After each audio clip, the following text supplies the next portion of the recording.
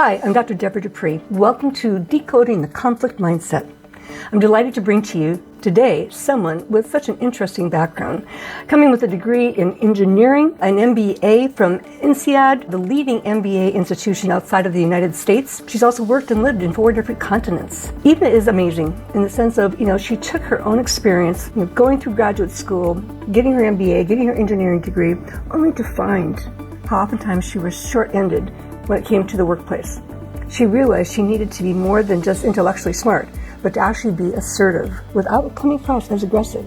So she has since made it her life study and passion to help women in the workplace. She teaches women how to be effective, taken seriously, respected, and recognized by providing experiential tips and techniques, things that she's learned from and gained along the way.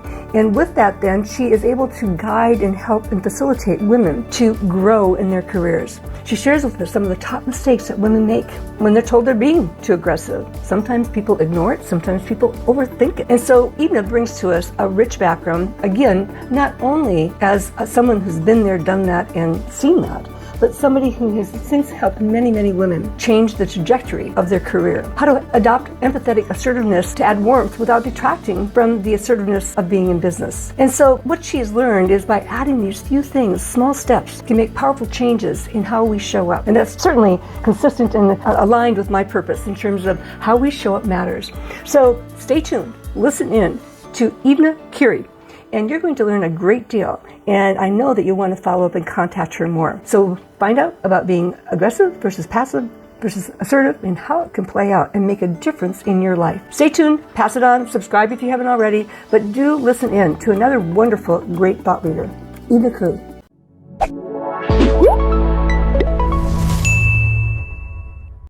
Welcome to Decoding the Conflict Mindset. Hi, I'm Dr. Deborah Dupree, the Mindset Doc.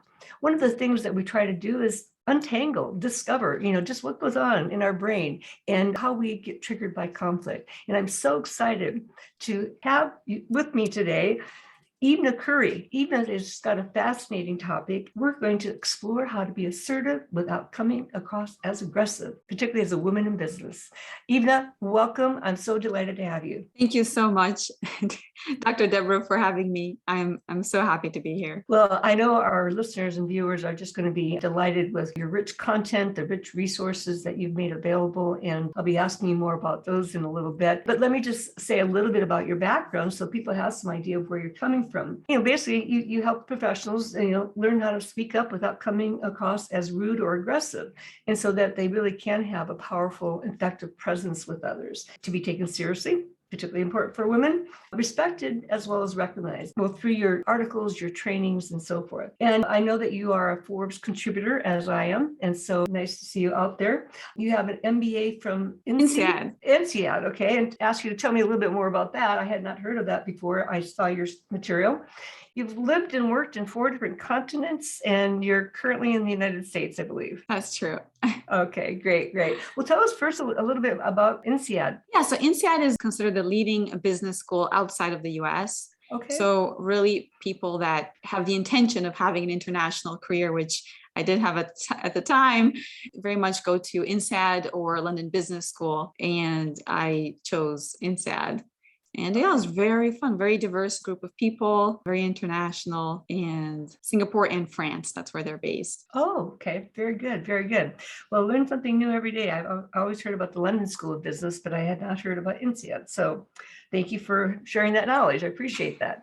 So the MBA and now the direction where you are with your work, I know you've told me a little bit, but I'd like you to share with our audience as far as what took you in this direction, coming from an MBA and the kinds of work that you do and how you do that. Yeah, so as a woman, I'm an engineer.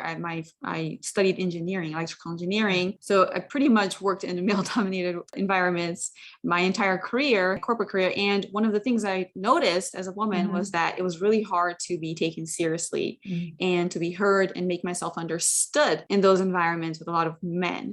And that's despite me having way higher qualification than the majority of the men in the room. They just didn't listen. And I had a really hard time. So I was doing great in school. But then when I came into the workplace, I felt like I wasn't able to have the impact that I desired, because in order to have impact, you need to be able to influence, you need to be able to be heard and be understood and get your message across. Luckily, I did have early in my career, in my 20s, in my mid to late 20s, I had a wonderful mentor who was also my boss, who didn't tell me he was teaching me assertiveness, but he was, by putting me on the spot to deal with a really difficult situation. And that was the first time I actually, my mid-20s, also became a manager of people, so started to lead the team, and kind of coincided with that event. And so when I finally, this was before my MBA. And so when I went to my MBA, I already knew in my essays I had already written that one of my goals was to create this concept of a school for life skills. And these would be skills that normally we would not be taught at home. I had never heard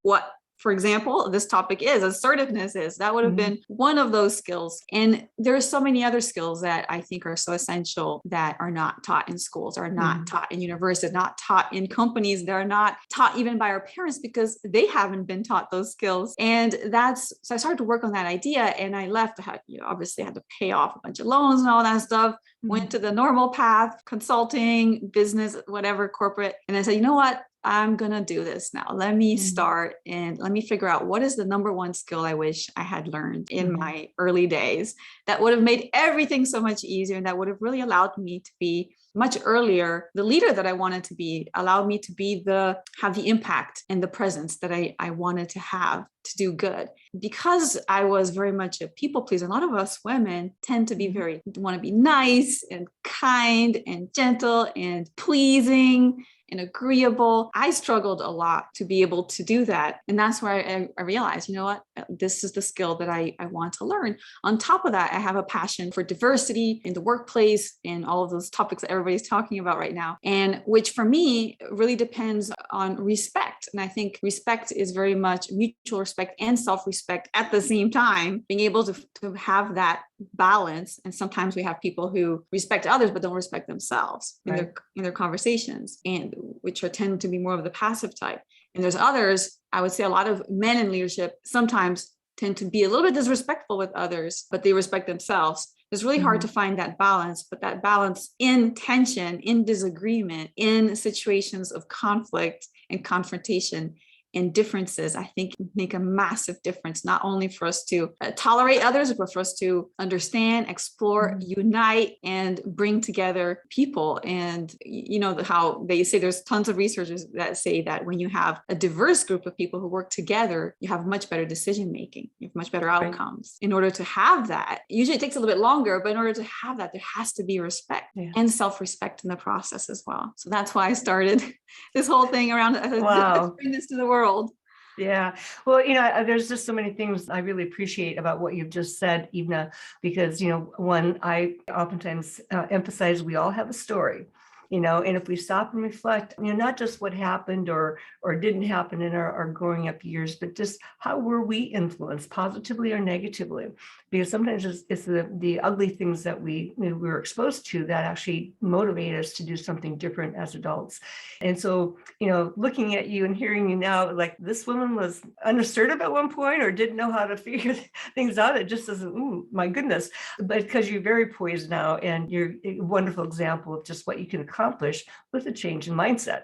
So you really put your realizations, your recognitions of what you felt you were lacking, how you were challenged, and put it to use, and really, paving the way for helping thousands, millions of others, particularly women. Absolutely. I have a very bold goal that I put myself by the end of my life, even before, maybe even by 2030, I'd like to at least have 1 billion people, which is kind of a crazy number, but I like to put a big number out there, at least understand the concept of assertiveness. And then they can choose if they want to embrace it, learn it, take it on or not. But I think that would be so powerful in this world to make this just a better place, more pleasant place, and a more connected place for everyone. Yeah, absolutely. I mean, as you're talking again, I'm just thinking of a keynote presentation that I just gave recently about influence and persuasion and what top performers know. The strategic use of influence and persuasion and how to do it respectfully, cohesively, by meeting your own needs, but also addressing the needs of other people. And so it's really, like you said, that connection, that environment. And we actually had a lot of fun about the idea of connection. And so again, I love your story. And so let me broaden the question here then. Based on your own experiences personally, but then also professionally with your MBA and being an engineer, why is it so important that women learn to be assertive at work? What's happening out there from your perspective? Yeah, it's very challenging. And I think where we need to start is just making sure that everybody understands what assertiveness is, because it gets such a bad reputation. And women hear this all the time. I'm seeing it on social media all the time. This assertive person is so aggressive. I had this funny encounter in the airplane in a flight one day. Well, recently, it was I think this year. There was a very accomplished man, studied at Stanford. He was in his maybe 60s, had created plenty of businesses, very successful, had a daughter, and in business as well. And when he saw I was writing about assertiveness, an article about assertiveness, he's like, "Oh, okay, are you a writer about assertiveness?" And I'm like, I explained to him what I was doing, and he said, "Okay, so you teach women how to be less assertive, right?" Oh my gosh. And I'm like, oh no, please don't tell your daughter that.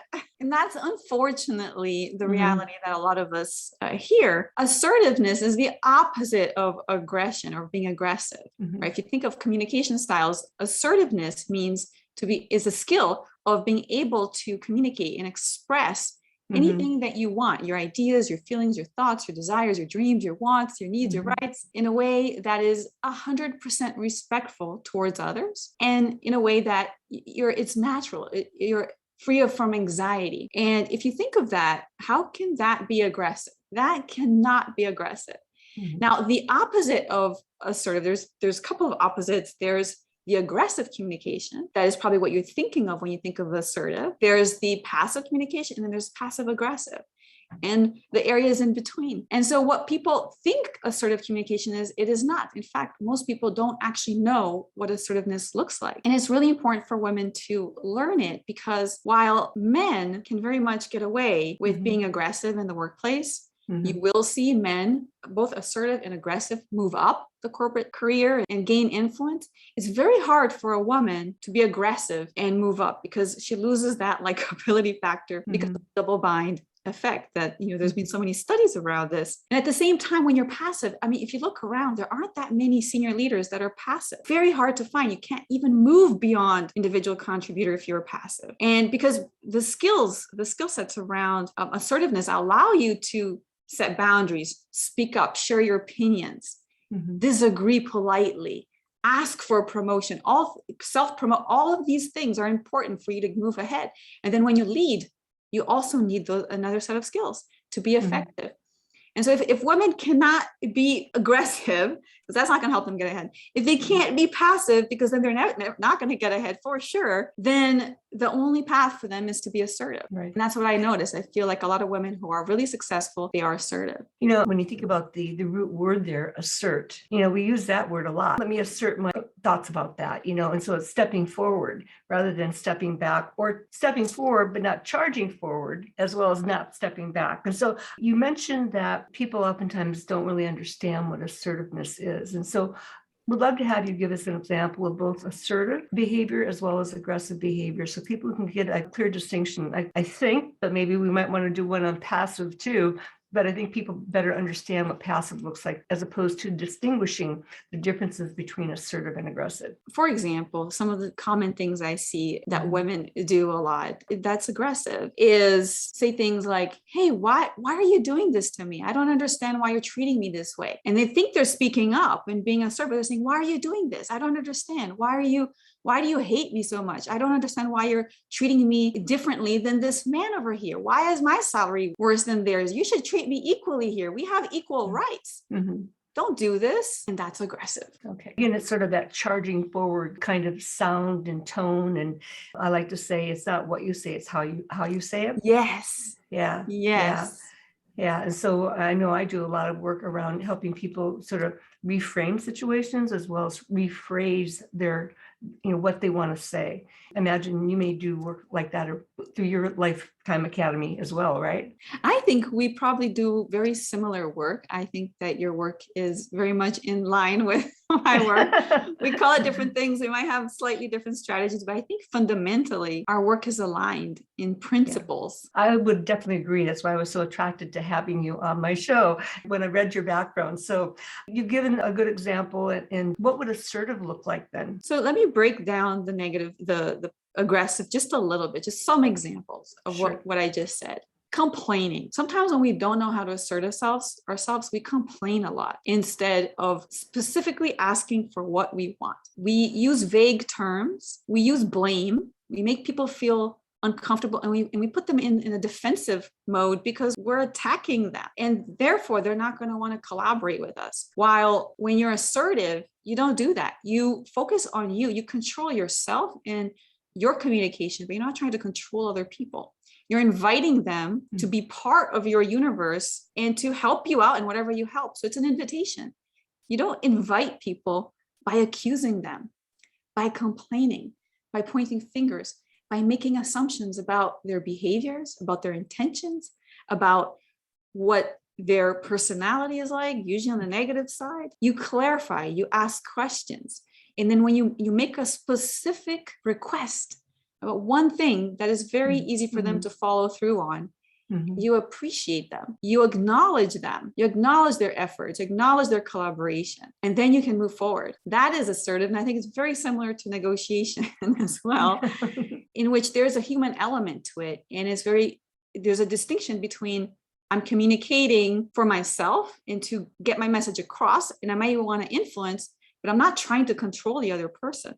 Which is what the aggressive communication looks like. Excellent examples. Yeah. I mean, you generated a number of thoughts because I have a same acknowledge for peak performance. And so acknowledgement is huge in terms of, getting collaboration. I call peak performance because it's acknowledging for presence, productivity, things like that. Acknowledge for energy and effort. That's the E part of it. Acknowledge for accomplishments, attitudes, achievements. That's the A part of it. And then the last letter is not a K, it's a C. Acknowledge for contributions, acknowledging challenges people might be facing. And those are small little ways that we can acknowledge people that don't cost us anything except for the awareness, the mindset of recognizing people for those things. Yes. I'm curious then, as far as what specific top mistakes would you say women do when they're trying to be assertive, but come across as aggressive? Is there something more that you can say about that? Yes, there is. And let me just mention, I love your acknowledgement sequence. Use it. It's beautiful. And it's very much true. Those are the things. And here's the thing. I think women are very good at that when they're not in defensive mode, when they're not trying to aggressively position themselves, speak up. And where it becomes a battle and a fight for their lives. When they're not in that mindset, they're able to do that very well, way better than most men out there. And so how do we use that? Continue to use that as we assert ourselves. I think that's in part what one of the things that we can do as women. And it's not just coming across as aggressive. I'm going to come to your question, your point right now, which is, a lot of the women, when they try to assert themselves, they're also told that they're difficult, that they're abrasive, that they're too much, that they're too talkative, that they're all sorts of labels. And it's not because they're disagreeing. It's not because they're speaking up. It's not because they're making a hard negotiation. It's not because they're decisive. It's not because they're asking for a promotion. It's like you said, Dr. Deborah, it's because of how they do it. And so one of the mistakes, I'm going to share three mistakes that I see that are very common with women that make them come across in these negative ways. Okay. So one of the mistakes is they hold back. They're scared. They know that if they speak up, they don't do it right, but they're probably thinking, if I speak up, I'm going to be penalized. There's going to be a backlash because internally they know that there's a societal expectation that they're nice and kind and nurturing. And if they speak up, then the double bind effect is going to come in. But what happens when they don't speak up is that it starts to snowball and the problems go unresolved and they grow. And the negative emotions associated with that problem grow, including resentment and frustration, feeling misunderstood. And in most of our relationships, it's not a one-off situation. At work, we have to maintain these. It's important to maintain good relationships. And so now you're bitter with that individual. And in every interaction, you might not say it, but your nonverbals are saying it. They're saying, I hate you. I'm so upset with you. And there's several studies as well that show that the majority of the communication comes from nonverbals. And so whenever there's conflict between your verbal language and your nonverbal language, people are going to listen to your nonverbals and they will believe your nonverbals. They'll believe your tone, they'll believe your body language, they will believe your micro gestures. And that part of you is saying, I'm upset, I'm angry. And that's going to come across as difficult, angry, aggressive. And so now it's got worse for you and you did solve your problem. And there's still now for sure thinking that you're aggressive or rude. So that doesn't work, right? So that's the number one mistake. Well, just to build on that before you go on, Ivna, is that I use this a lot in my work, in my presentations. These figures go back quite a few years, and I haven't really seen anything that changes it substantially, maybe a little bit of difference, but 55% of how we communicate is through our nonverbals, our facial expressions, our eyes, the look of our face, et cetera. 38% is our tone, volume, and inflection. Okay, and so we're speaking hugely before we even utter words. And then the words, while it's only 7%, means it's even more important that we choose our words carefully. And you were talking about blaming. I call it the blame and shame game, or labeling. There's a lot of power that goes into that, the adjectives we use. And so it's really important to take a look at how our presence, how we show up. So go on to number 2. What's the second mistake? Okay, number 2, and absolutely that research, and I haven't seen any other research after that one. The second one is that, like I mentioned earlier, women tend to be aggressive because they don't know any better. They role model the men leaders around them, and they don't have that many female role models, leadership role models to look at who are assertive. So they're looking at aggressiveness because, like I said, men don't have that issue as much in terms of getting that backlash if they are aggressive. So I've seen, most men that I've seen in leadership are aggressive. So you model that, and now you're actually coming across as aggressive. All those things that we've been talking about. You don't want to do that. And the third one is eliminating warmth. And I did this because I wanted to be taken seriously. So I decided to act serious. Me too. I did that too. And I did that for so many years, and especially with higher ups. I didn't do it with employees. I did it with higher ups because I wanted to be seen as credible. I wanted to be seen as someone who was competent and who was knowledgeable and knew what they were talking. I thought that the smile, that warmth, that connection would kill that. But what I learned is that that's not the case. And it's really hard for us women to understand, identify the helpful friendly and warmth and the unhelpful friendly and warmth. I think that's something we need to learn and use the right ones. But warmth is important because likability is important to get ahead. People will give opportunities, will promote, will hire people that they like. And then they need to justify it with credibility indicators. They're going to essentially do it because they like you. And you can't like someone if you're eliminating your warmth altogether. And we're very natural at that. So we might as well leverage it. Exactly. I so agree with you. I did the same thing as far as, I've got to be this professional. I've got to be strong. And, if I show that warmth, then people will be too feminine, and not listen to me. But I've learned through the years too, is like, no, as human beings, we're vastly impacted by that warmth that we feel from people. And going back to your mistake number 2, try to model our leaders around us who may not necessarily have the best behaviors. And oftentimes people get promoted because of what they know up here, but they don't necessarily know how to really influence and manage people. And that's where the emotional intelligence comes into play. And so what came up in my mind when you're talking about, you've got a leader who's aggressive, so you show up aggressive. It's like fighting fire with fire. It's like you're not really going to put it out. It's not going to change the direction. And it's just like even in a real fire, you could use fire to fight fire, but you have to build that break in between. And so there's nothing more to burn on the other side from a controlled perspective. It really is looking at our humanity and reconnecting that whole self, the mind-body connection. And one thing you said too, as far as, when people don't speak up and then they hold it, they get resentful. That's actually where we see a lot of internal physical conditions starting to develop in terms of stress and gastrointestinal, particularly headaches, sleepless nights, and things like that. And so those are the kinds of symptoms that people report to me when they are not being assertive, but I hear that if somebody's being too aggressive or too passive. Yeah, no, absolutely. I've experienced that as a people pleaser, as an introvert, as a passive person. I felt all of those things before I learned to speak up, and life got so much better. Yeah. Just liberated. Freedom. Yeah.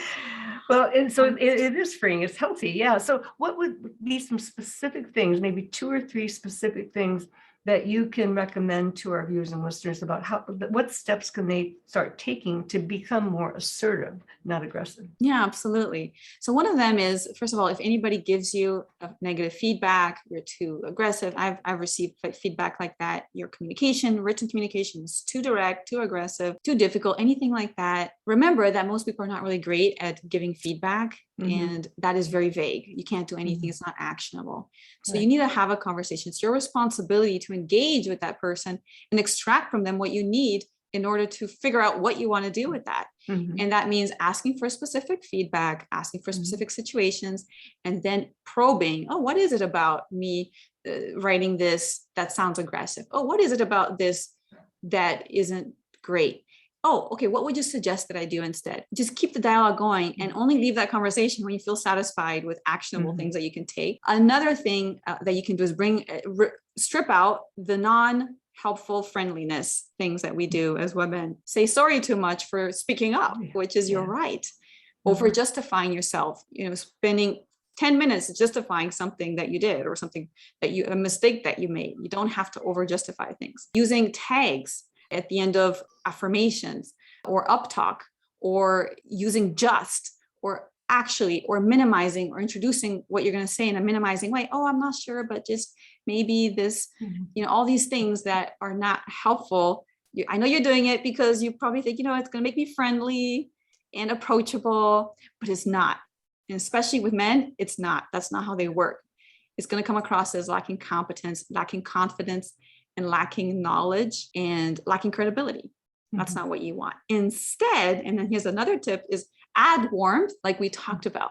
All of the acknowledgement that you said, right? The praise, connection, building rapport, smiling, body language, all of these positive elements of warmth that don't detract from the strength of your message and your credibility. And that's what you want to add more into your conversations.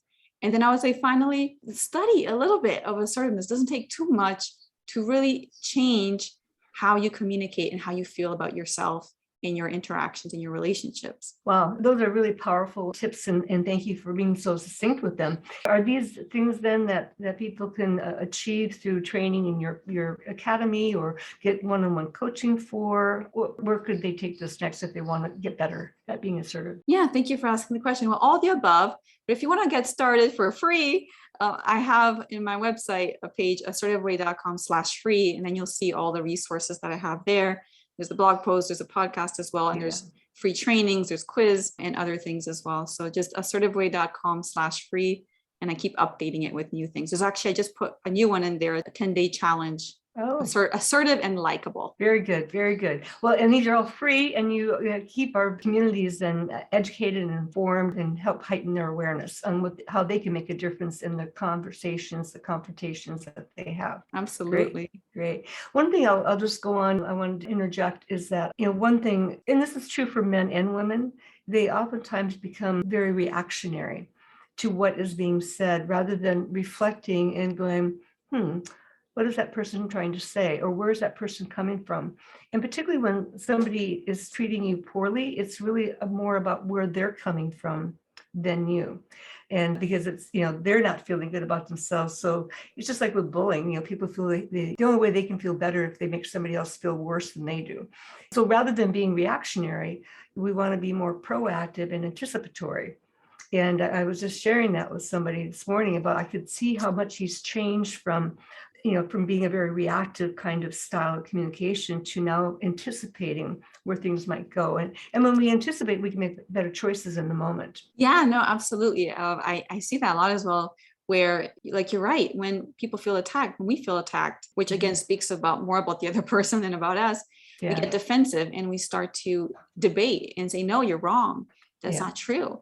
And unfortunately, that doesn't help. And if depending on the other personality, it might fuel them to keep attacking you.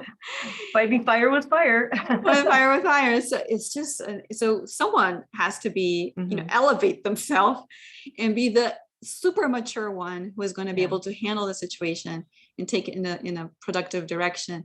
And that could be each one of us, right? Exactly. One of the sayings I like to share is that it takes two to tango, but only one to change the direction of the dance. And so encouraging people to be courageous enough to step forward, and then curious enough to learn more about where the other person's coming from when they say things that may feel disrespectful or critical and things like that. Well, okay, help me understand more about your perspective, because then we learn. And that goes along with what you were saying already too, is dive deeper, have a conversation. Well, help me understand what you feel I'm doing that isn't appropriate or whatever, And so it really is about being courageous and curious to take it to the next level. Yeah. Yeah. And the phrasing, like you said before, those 8% of verbal language are very important in how you phrase it, so that the other person doesn't feel like you're blaming them. Yeah.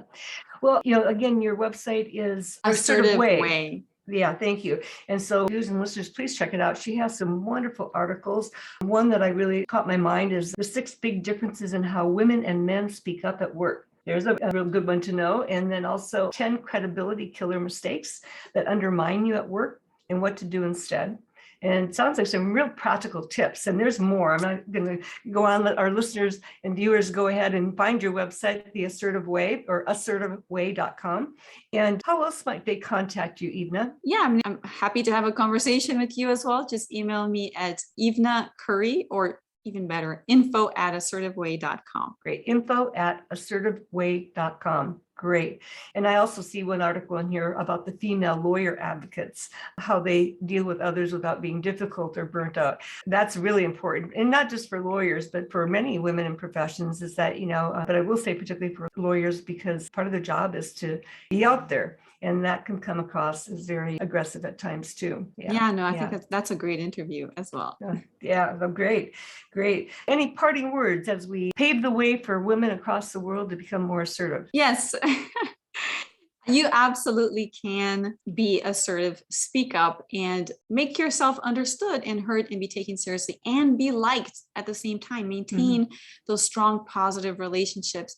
It's all up to you. You have that power. It is very much possible if you learn, either go deep into some of the negotiation skills or assertiveness skills. They will all teach you a lot of these elements, these skills that will help you navigate those hard conversations, be able to stand up for yourself, speak up, stand up for others, for your team, for your goals, for your objectives, and be able to excel as a contributor, as a leader as well, and just feel good about yourself and have that self-respect at the same time.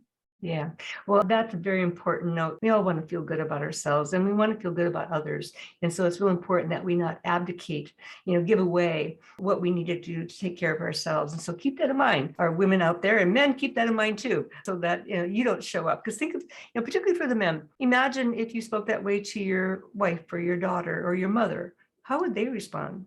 You probably wouldn't have a very healthy relationship. And so why do we do that to our women at work? And again, it's about building healthier relationships that are respectful and acknowledge people for who they are and what they bring to your table.